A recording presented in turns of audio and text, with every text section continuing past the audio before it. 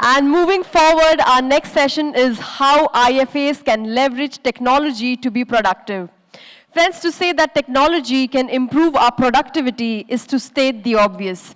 However, Anuj Kumar, DY CEO CAMS, will delve deeper and share pointers as to how we can use technology to acquire clients and service them better. Anuj's interests include traveling, reading books on fiction, management, and literature.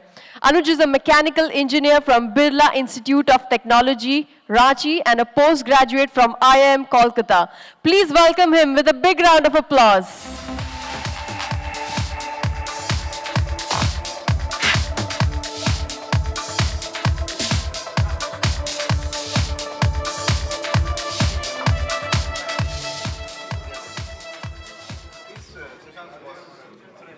Good morning.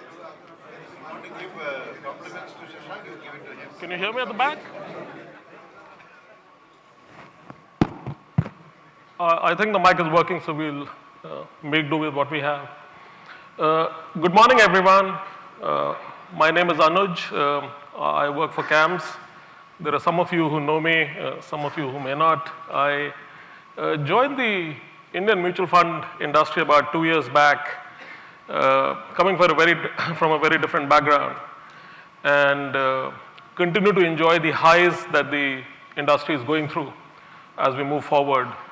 And I'm absolutely delighted to be here at the invitation of Cafe Mutual for what I believe is my first independent address. I've been going to sessions and being part of focus groups and panel discussions, but this is the first time I'm addressing you guys. Delighted to be amongst you, and I hope I'm able to leave you with something of value that you will end up using in your day-to-day lives. We have about 15 minutes of budgeted time, but I'll be here after I've spoken and happy to engage with you and take questions and suggestions as we move along. I wanted to open by complimenting the IFA community. When I started looking at stats, it appeared that you guys have done a fantastic job in 2017. When we look at, and this is data that is known to you, but to those who haven't looked at it so carefully, in the beyond T15, which is the B15 towns, the IFAs constitute the largest contributor to new SIPs, to new folios created, and to individual investor AUM in 2017. I think that's something that you should be proud of. The number of new people who are signing up to become financial advisors like yourselves. I was in Delhi recently last week, and I heard that there are people who work for banks who've had very successful careers in large companies, but they're opting to become IFAs. And I think there is no better vindication of what you do, the attractiveness of what you do, and your relevance in the mutual fund ecosystem. From these facts, given that you are number one in B15, you are number two by contribution in T15 to AUM, to new SIPs, and to new accounts being opened. And this profession or this business is seeing a large influx of net new entrants. I think all of that is pointing to the right place. I also wanted to mention one more metric which we look at, which is number of new demat accounts opened versus number of mutual fund folios created. And I think that gap has widened in 2017.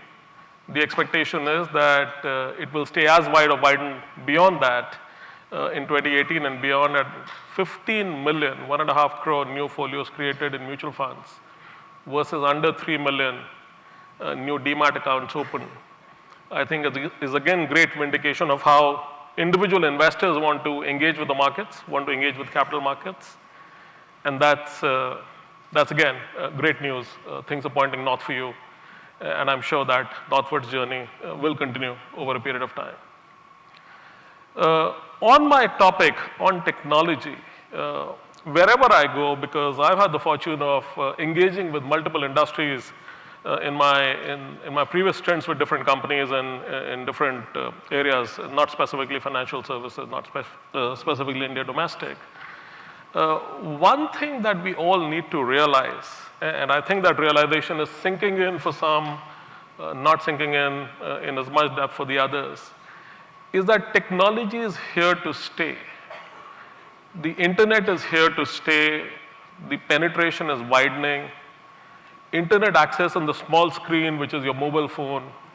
A lot of you do it. The ones who don't, I think it's just a secular trend. It's here to stay.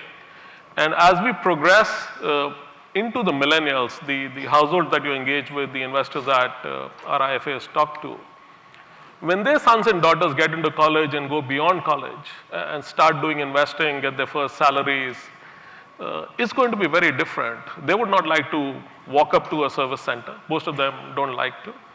They would like to do things not even on a desktop, they'd like to do it on a palm top. And like you see, even between tablets and mobile phones, there's preference for not holding a large device, there's preference for holding something you can hold in your palm. And that's really the way the almost unidirectional adoption of technology will continue.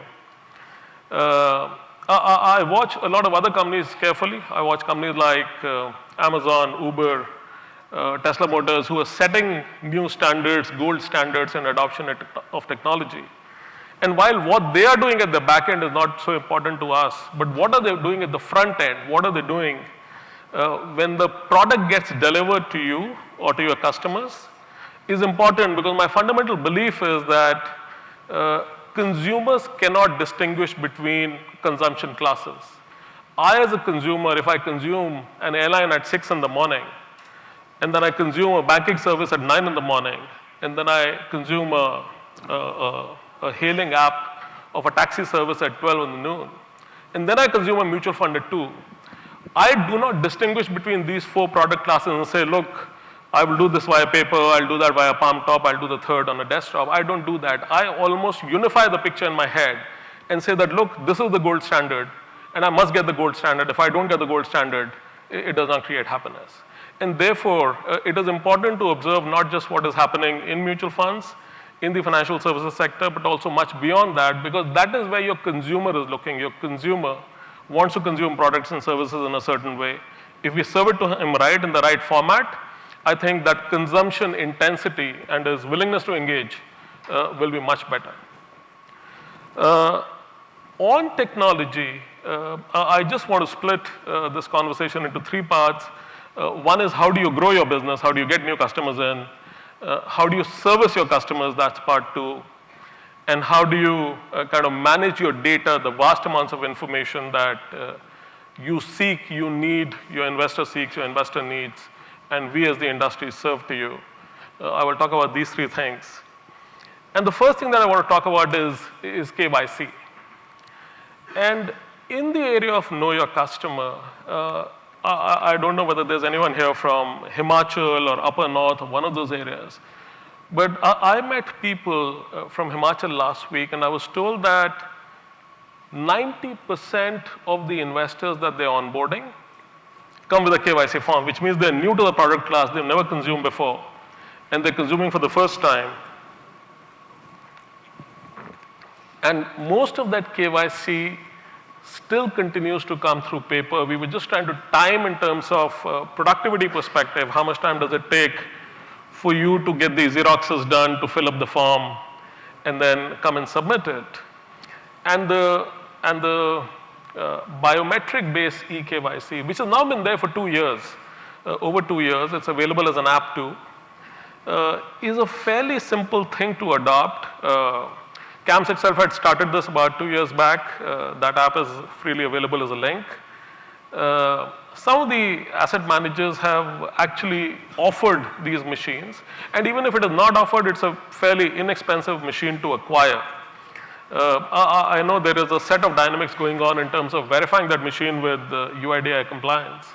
But if you set that one part aside, today, more than 80% of the KYC is still done on paper. So it's done on paper, which means there is a lead time beyond the time you submit it. And then from a productivity perspective, if you're trying to service 10 customers in a day, servicing those 10 customers has a 15-minute KYC cycle, which you could crunch to 3 minutes. If you chose to adopt the eKYC regimen, Like I said, in the last 2 years, this adoption has grown to about 17, 18%. It's not even 20%. It's probably expanding about 4, 5% every year. But that's one easy win. It's an easy win. It's something that you can adopt with relative ease, both in terms of acquiring the app and acquiring the machine. And for those of you who haven't tried it, I would strongly urge, it's a nice place to begin for you to at least start onboarding net new customers, especially those people amongst you who come from areas where you're getting a lot of new investors into mutual funds and KYC becomes a core requirement. So that's the first thought that I want to leave each one of you with. The second point that I want to mention is on SIPs. 2017 was a landmark year for SIPs in the country. We know that a large majority or a majority of new entrants into mutual funds use this as a means to get onboarded. The industry has crossed 1.5 crore installed base of SIPs. And IFAs last year brought in close to 25% of this entire load. And on SIPs, we as CAMS, because we service a large part of the industry, are launching a utility called DigiSip. This is in beta right now. You will be able to see some signs of this, the initial announcements, around 1st of March, about a week from now. It's a fully automated SIP stack based on Aadhaar. So it has KYC, form filling, and an e-mandate. You can choose to do e-mandate. If you don't choose to do, you can still do the paper mandate. You can still do the paper KYC. But for those of you who are willing to do Part A, Part B, Part C, which is the KYC, the form filling, and the mandate, all of them will be available to you for our service mutual funds. It will be a distinct advantage because we believe that the time for you to create a new paper SIP and this Digi SIP will vary in order of magnitude in terms of time taken. Again, it's helping you to become more productive. You can access that off our website. And I don't know whether there are any people here who are part of the beta testing, but there are some IFAs too in Mumbai and Chennai who are doing the beta testing for that. So again, very happy to be so close to the date of launch when I speak to you. And again, I think in terms of putting productivity in your hands, I said KYC and I'm talking about Digi SIP, and these two are the two big things that I wanted to speak about. In partnership with Amphi, for Amphi, we have now created new ARN setups and ARN renewals, completely automated. And the time to do this has come down significantly. It used to take about 15 days initially for us to be able to issue an ARN card. That time has now gone down to 3 days. The time for you to register is probably down to a few minutes. The good news is that that adoption is picking up. It's just gone live about 6 to 8 weeks back, but it's picking up very fast. And again, I hope that for your own personal purposes, all of you are aware of it and all of you continue to use it. The next topic that I want to cover, and this is more in terms of efficiency of reporting, the kind of data that you get on mailbacks. And I know the industry has done mailbacks for many, many years. It's probably over 15 years. But we still see that data which can be served to you readily in your inboxes every morning, we still probably have under 40% penetration of mailbacks in any format. And what I would call copious use, which is aggressive use, that number is under 20%. It's a free service. You have to come to a website of one of the RTAs. You could come to us for whatever work you do with AMCs that we serve. And start using these mailbacks. I would encourage you to kind of give this some attention, because again, you will find that the data that you seek through other means, it's labor intensive, it takes your time. The mailbacks will simplify this. And in terms of the mailbacks, again, I know in the past we've had some bottlenecks in terms of what we would serve, and I'm talking more from the CAMPS perspective. And as a broad exercise, we've chosen to now de-bottleneck the entire mail-back stack, which means that the numbers, the rationing, whatever we had in the past, all of that is going away. Phase 1 we are executing sometime in March, so we will debottleneck completely in 3 phases. And whatever questions or concerns some of you may have had from the past saying, I can only get 5, I can only get 7, I can only get 200. I think that'll become a part of the past. We are beefing up the infrastructure to kind of support you completely in that. On 2 other things, and one thing that I want to mention is Aadhaar. Aadhaar is something which is a reality. The linking is still mandatory by 31st of March. All of us are working very hard. I'm sure you are too. But once Aadhaar manifests itself in mutual fund accounts, it will be used, it can be used for a variety of purposes, including reconciling of the monies that we get in, including identifying a customer over a period of time. There could be diverse uses. All industries will do that. Telcos will do that. Banks will do that. We will do that. And we have enabled you with Aadhaar information on the fly. And I hope that is helping you monitor your own work with the diligence that you require. They're ringing the bell, which means I'm out of time. I have just one more point to make. And again, in terms of the budget, we got these requests on creating the new long-term capital gains statement which your investors would like to consume.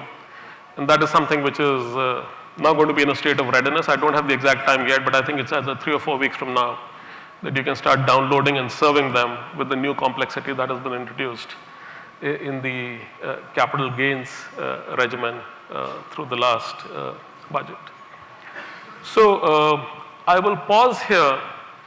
I wanted to be sure that I give you some high-level context, but I also wanted to be sure that at the ground level I'm giving you specific information on things like how to automate KYC and really cut down the time that you spend and make it first time right rather than have long lead times to set up a KYC, set up a mandate, set up SIPs, renew your memberships, use mailback reports and get data instantly, and start appreciating the importance of something like Aadhaar. So that was really the purpose of my session.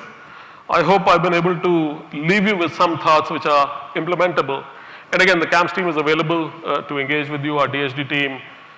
We have teams in every city now. You know, we're close to setting up now a 300 center. So we are available 6 days a week for you to come, engage with us, ask us questions, give us suggestions, but very, very focused on helping you automate, acquire technology from a productivity perspective, also from a contemporariness, like we said, perspective, like we said, that is what consumers want to consume. And my best wishes for a roaring, fabulous 2018 to each one of you. I'm being told we are out of time, but if there are any questions, maybe 1 or 2. Do we have time for a question?